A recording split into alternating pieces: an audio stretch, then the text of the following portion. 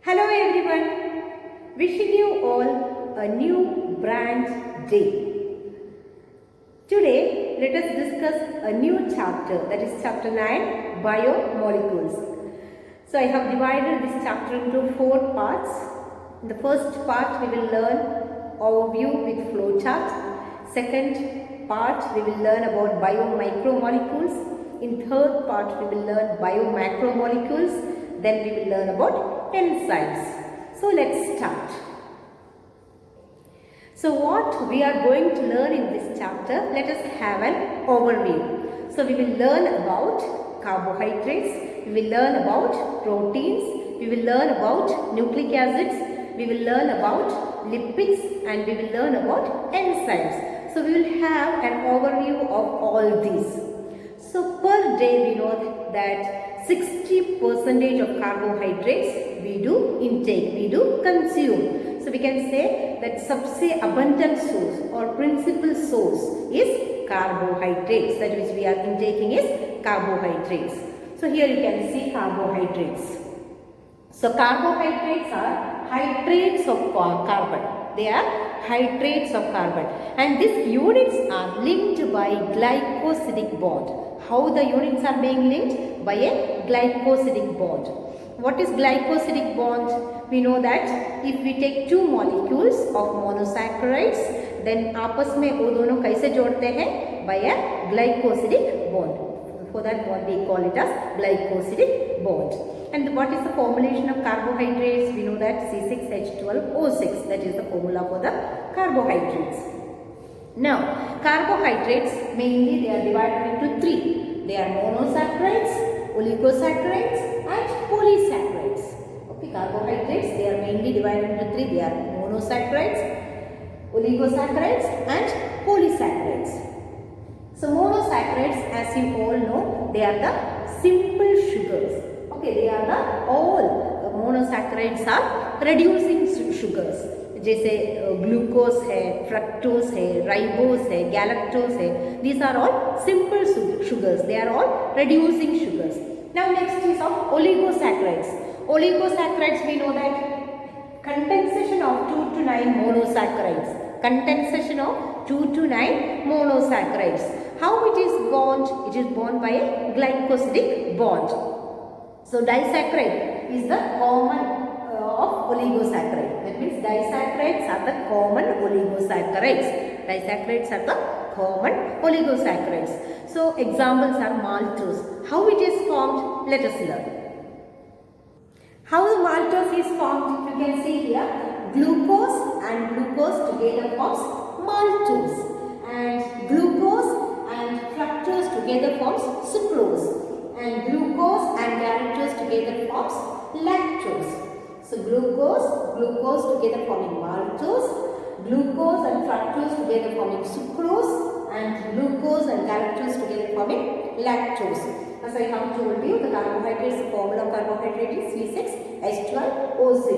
And the two molecules of monosaccharides, how it is being formed, I said, by a glycosidic bond. This is the glycosidic bond. If the two sugars are being, if the two monosaccharides, two molecules of monosaccharides are being bound by a linkage, that is termed as glycosidic linkage. As I have told you, carbohydrates are divided into 3. They are monosaccharides, oligosaccharides and polysaccharides. Now moving towards the polysaccharides. Polysaccharides made by joining many polysaccharides. They are made by joining many monosaccharides. What is the example for this one? Cellulose we can say as the example. So these polysaccharides, they are non-reducing. They are insoluble. They are crystalline. So hope you might have understood the carbohydrates. Carbohydrates, hydrates of carbon, and their units are linked by the glycosidic bond, and they are divided into monosaccharides, oligosaccharides and polysaccharides. Monosaccharides, they are the reducing sugars. Oligosaccharides, they are disaccharides, and polysaccharides, they are made by many monosaccharides. So examples also we have learned. Now moving towards the proteins.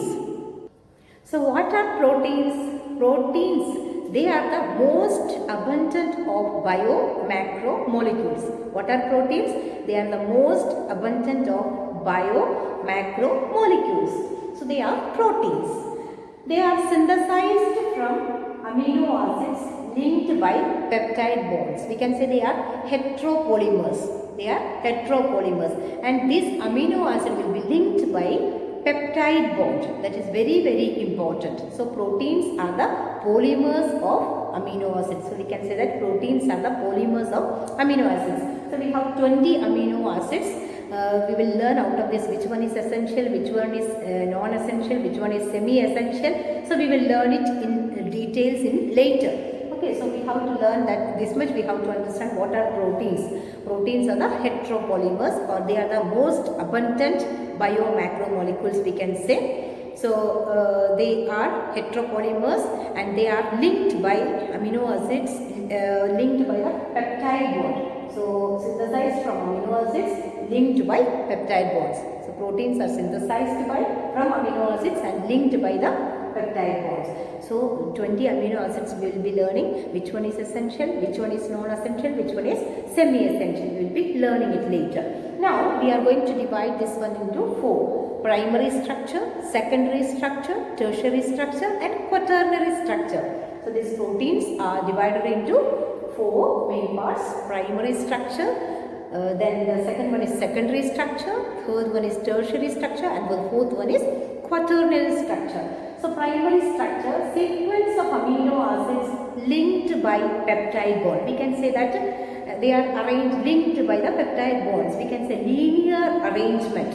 Okay, here in the primary protein we can see linear arrangement. What is the example? We can say example as insulin. And in the secondary structure, stable arrangement to form structural patterns. So to form the structural patterns, they are having the stable arrangement, that is alpha helix and beta pleated sheets. So we can see here the protein in the secondary structure as a helical structure. Okay, alpha structure is there, beta structure is there. Example we can say as silk fiber. And in the tertiary structure, 3D folding of polypeptide. 3D, here we can see the 3D structure. So globular structure देखने के लिए मिलेंगे यहाँ. So we can see the globular structure here, 3D structure here in the tertiary structure. We can say example as enzymatic protein. Okay, enzymatic protein is example in the case of tertiary structure. Next is quaternary structure. In the quaternary structure, here 2 or more polypeptides are there. Okay, 2 or more polypeptides. That means more than 2 polypeptides से बनी है ये. Okay, they are having. Okay, so here 2 foldings will be there. 2 foldings. Like stabilization also will be there here in the quaternary structure. Stabilization also मिलते हैं. How they are getting the stabilization? By the electrostatic linkage. Okay, by the electrostatic linkage they will be getting stabilization, and also by the hydrogen bond से भी stabilization मिलते हैं इसको. So example we can say as hemoglobin. In hemoglobin we know that alpha structure is there, beta chain. So alpha and beta chain will be there in the quaternary structure also. So hope you might have understood the protein well. So protein, we can say that they are the most abundant biomacromolecules. Otherwise we can say they are the heteropolymers. Otherwise we can say that proteins are the polymers of amino acids. Then we will be learning about the 20 amino acids, that which is essential, non-essential and semi-essential. Then it is being divided into 4 parts: primary structure, secondary structure and tertiary structure. And also I have told the pattern of the arrangements of the protein here. In the primary structure it is arranged linear way, and in the secondary structure helical structure, tertiary structure is the globular structure, 3D form we can see, and in the quaternary structure more than 2 polypeptides are being formed here. Here we can see the foldings of the proteins. Okay, here stabilization also we can see, and the examples also I have told. Example is hemoglobin. Alpha also is, the alpha chain is also there, beta chain is also there. Now moving towards lipids. So what are lipids? They are insoluble. They are water insoluble. Lipids are water insoluble. Generally, carboxyl group is attached to it. Okay, carboxyl group is attached to an R group. R group. Then we can say that ester of 3 fatty acids with 1 alcohol. तभी तो इसको बोलते हैं triglycerides. Then only we call it as triglycerides. Ester of 3 fatty acids with 1 alcohol. So then we call it as triglycerides. So generally it has 3 parts. They are simple lipids, compound lipids and derived lipids. So simple lipids, otherwise we call it as homolipids, compound lipids, otherwise we call it as heterolipids, derived lipids. So simple lipids examples we have here. Triglycerides and waxes are the examples. Then in the compound lipids, we have examples as phospholipids, glycolipids, lipoproteins are the examples of the compound lipids.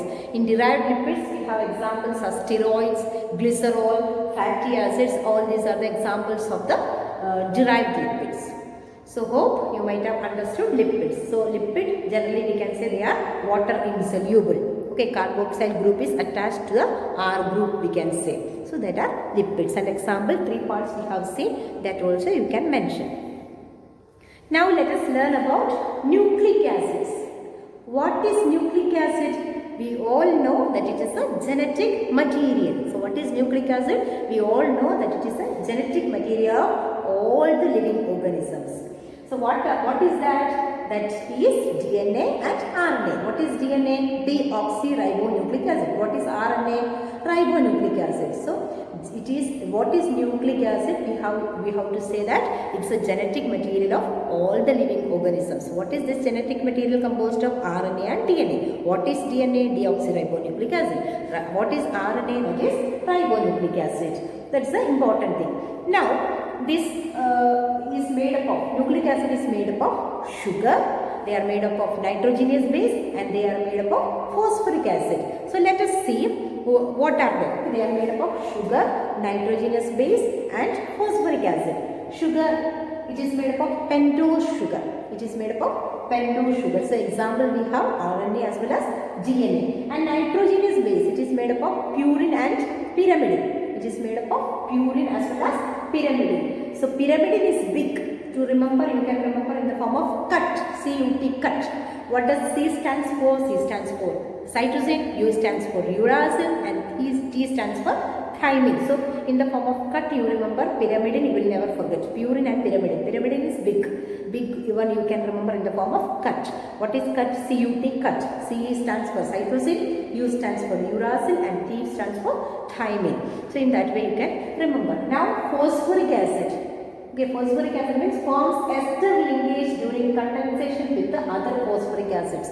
They are forming ester linkage का formation होते हैं इसमें. Okay, how एक दूसरे से जुड़ते हैं? They are bonding with one another. Forms ester linkage during the condensation with the other phosphoric acids. They are forming the linkage. So we have seen how the nucleic acid is being formed. How the nucleic acid is formed? It is composed of sugar, pentose sugar. It is formed of nitrogenous base. We have seen purine and pyrimidine, and it is formed of phosphoric acid due to the linkage. So what is nucleic acid? That is the genetic material, composed of genetic material. What is genetic material of all the living organisms?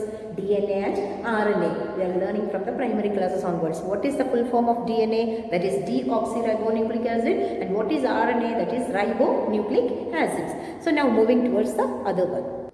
So now let us learn about enzymes. What are enzymes? They are proteinaceous substances. What are enzymes? They are proteinaceous substances. So how can we define the enzymes? We can say that they are macromolecular, proteinaceous, colloidal, non-dirigible compound leads to acceleration in rate of reaction by lowering activation energy is called as enzymes. So once again I do define the enzymes. It is macromolecular, proteinaceous, colloidal, non-dirigible compound leads to the acceleration in the rate of reaction by lowering activation energy is called as enzymes. Okay, enzymes. So here we have enzymes. Holoenzyme is made up of apoenzymes and cofactor. What is apoenzyme? That is the protein part. What is cofactor? That is the non-protein part. Okay, apoenzyme is protein part and cofactor is the non-protein part. So here cofactor are of 3 types. They are inorganic ions. Inorganic ions we can call it as metal ions also. What are the examples for the metal ions? Zinc and magnesium are the examples of the metal ions. Then prosthetic group, heme, iodine is the prosthetic group. Then coenzymes. Coenzymes may be vitamins भी आते हैं. Okay, NAD plus, NAD plus. These are the coenzymes. Then here we have three parts. This first two is important. Competitive inhibition, non-competitive inhibition and feedback inhibition. Okay, in enzymes, competitive inhibition, non-competitive inhibition and feedback inhibition. So first two are very, very important. Now let us move towards the secondary metabolites. Now let us learn about metabolites. There are two types of metabolites, primary metabolites and secondary metabolites. So primary metabolites, we have examples as amino acids, sugars, nucleotide bases, fatty acids. These are all primary metabolites. Okay, so amino acids, sugars, nucleotide bases, fatty acids, these are primary metabolites. And we have secondary metabolites, they are common in plants, fungi and microbes. So function of all the secondary metabolites are known. We know that plant cells में हजारों chemical reactions is taking place. The animal cells, plant cells, हजारों metabolic reactions is taking place. So here, some of the these secondary metabolites will be having ecological value. Some of them may have commercial value also. So we must understand metabolites are of two types, primary and secondary. So examples of this one, primary as well as examples of secondary. Here we have some of the secondary metabolites. What are they? Here we have pigments. What are the examples of the pigments? Anthocyanin as well as the carotenoids are the examples of the pigments. Then we have drugs. That is vinblastine as well as curcumin is the examples of the drugs. And here we have alkaloids. We have examples as morphine and codeine is the examples of alkaloids. Essential oils, we have lemongrass oil. Then lectins. Okay, lectins we have corn cannabinol A is the example of this one. Terpenoids, we have terpenoids here, that is monoterpenes and diterpenes. Then toxins, we have toxins, then that is heparin as well as resin is the example for this one. Polymeric compounds, we have examples as rubber, we have examples cellulose, gums, resins, etc. So these are all the compounds of the secondary metabolites. These are all the compounds. What are they? Pigments, drugs, alkaloids, essential oils, then lectins, terpenes, toxins, then polymeric compounds. All these are of compounds. Now let us see what are the differences between the primary metabolites as well as the secondary metabolites. What are the main differences between the primary and secondary metabolites? So primary metabolism में basic metabolism process के लिए required. So it is required for the basic metabolism. Primary metabolism is required for the basic metabolism. So जिसका involvement नहीं है plant में, इसको क्या बोलते हैं? Secondary metabolism. The primary metabolism is a basic metabolism process that which is required for the this one process is termed as primary, and secondary metabolism जिसका involvement नहीं है plants में, उसको क्या बोलते हैं? Secondary metabolism बोलते हैं. And ज़्यादा quantity में कौन बना है? Primary metabolites बना है. Secondary metabolites बहुत कम बना है. Okay, primary metabolites will be more while secondary metabolites are less. Then primary metabolites are highly useful in plants, and here they will be having a limited role. So extraction जो है plants से बहुत कम आते हैं, तो बहुत ज़्यादा expensive भी होते हैं secondary metabolites. Then primary metabolites are highly useful for the plants, and primary metabolites will be occurring in starting stage, while the secondary metabolites will be occurring in a particular stage. This will occur only in a particular stage. So I hope you might have got the differences between the primary metabolites as well as the secondary metabolites. Now let us see the living state. So here the concentration of metabolites is different. The concentration, the living state, the concentration of the metabolism is different. Systems at equilibrium cannot perform work. We know that equilibrium means that is the death stage. They cannot perform any works here. As living organisms work continuously, they cannot reach equilibrium stage. So equilibrium stage means that is death stage. Then it is not. We are not able to. The living state means living state is a non-equilibrium state. Okay, steady state. That means we are able to perform the work, non-equilibrium state. Equilibrium state means that we are occurring in a death level. Then no living state without metabolism. So all the living organisms will be performing metabolism, that we all know. Then the metabolism, regarding metabolism, let us learn. So all the chemical reactions occurring in living organisms are together known as metabolites. That means all the chemical reactions, हजारों chemical reactions जो है plant में, it is taking place in the plants and living organisms. So that together is termed as metabolism.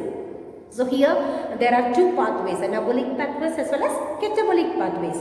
So anabolic means biosynthetic pathways, whereas simple structure will be forming complex structure, that is termed as anabolic. Simple structure will be forming complex structure, that is anabolic pathways. And here in the catabolic pathways, degradation pathways, whereas complex structure will be breaking to form a simple structure, that is termed as catabolic pathways. That means कहीं चीज के formation जो होते हैं उसी को anabolic बोलते हैं, कहीं चीज का destruction हो रहा है, break हो रहा है, उसी को हम क्या बोलते हैं, catabolic बोलते हैं. Then energy will be liberated in the form of ATP. What is ATP? Adenosine triphosphate. Okay, that is the full form of ATP. So the energy is being liberated in the form of ATP in this one, in the anabolic pathways as well as catabolic pathways. So anabolic pathways, simpler structure will be forming complex structure, and here in the catabolic pathways, complex structure break to form the simple structure, and the energy is being liberated in the form of ATP. Then rate of metabolic conversions in the anabolism as well as the catabolism, how it is being affected?